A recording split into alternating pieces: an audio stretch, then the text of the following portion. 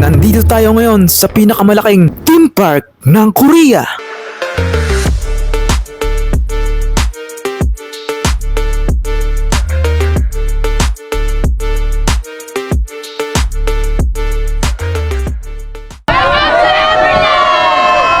Tingnan nyo kung anong oras na ngayon.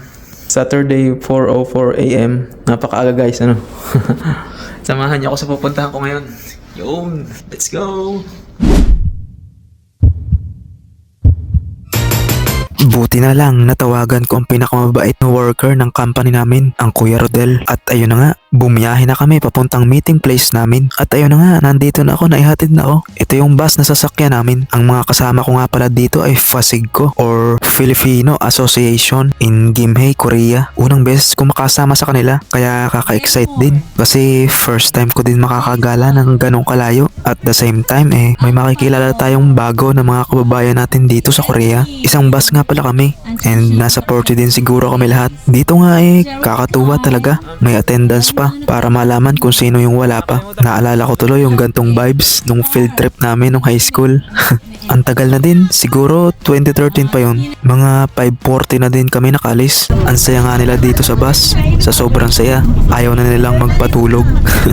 7:39 AM nag-stop over muna kami at para bumili ng pagkain or kape kung sino may gusto at para na rin maka-CR yung mga naiihi at naiebak. At ito na, finally! Nakarating na kami. Yahoo! 9:38 AM nung nakalapag kami dito sa Everland. Dito nga pala ito located guys sa Gyeonggi-do, Yeonjin-si. At dyan nga nabigla ako sa klima. Hindi ko ini-expect na kakaiba ang lamig. Mas malamig sa aming lugar sa Gimhae. Tapos nakalimutan ko pa magdala ng jacket. Pero sabi nga, the show must go on. Dami guys ng tao. Parang piyesta. At bago kami magkahiwa-hiwalay syempre nagpicturan muna kami lahat. Samahan niyo ako at igagala ko kayo dito sa Everland, Korea. Tara, let's go! Bili muna tayong merienda bago gumala. Star hotdog, hana dito. Sanda.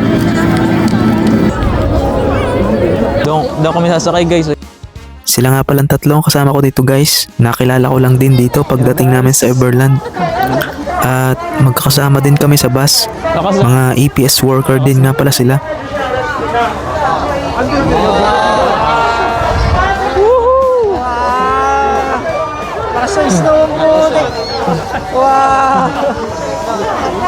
Lamig na. Narang. Sinarado na guys. Lakas na ng snow.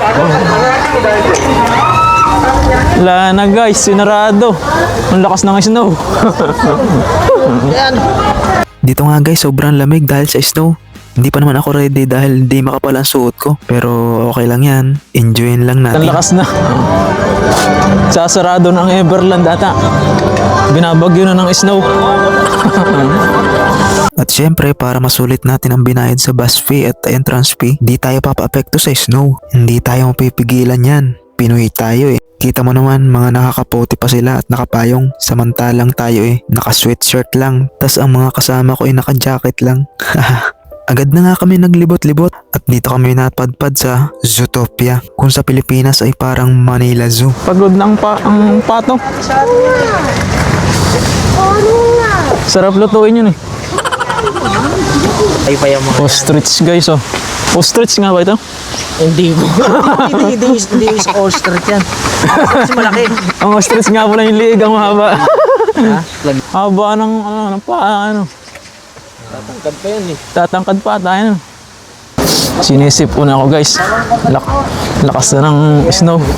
Ang patak ng snow diretso basa na. May kasamang ulan ng snow. Yun. Doon. Kakainin ka ng buhay niyan. Ang laki laki. Grabe guys. Palakas na ng palakas. Lamig na. Dito nga sumilong muna kami at sobrang lakas na ng snow na may kasamang ulan. Pero imbis na sumilong, ito ang ginawa ko.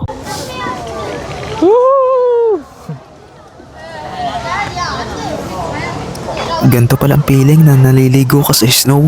Naalala ko tuloy nung bata pa lang ako.